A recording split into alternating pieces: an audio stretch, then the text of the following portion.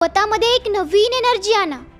मी नवीन सुरुवात करेल, मी नवीन काहीतरी करेल असा विचार करा. फेकून द्या ते घडून गेलेले विचार. तुमच्या पास्टला पास्टमध्येच राहू द्या. त्याला तुमचा वर्तमान बनू देऊ नका. कारण एकदाचा जर तुमचा पास्ट तुमच्या प्रेझेंटमध्ये येऊन गेला ना, तर तोच तुमचा पास्ट तुमच्या प्रेझेंटला तुमचा प्रेझेंट राहू देणार नाही. भूतकाळात तुमच्यासोबत जे काही झालं असेल, जे काही वाईट झालं असेल, ते सगळं काही विसरून जा. ते विचार आता मरून गेले आहेत आणि तुम्हाला गरुडाप्रमाणे बनायचं आहे.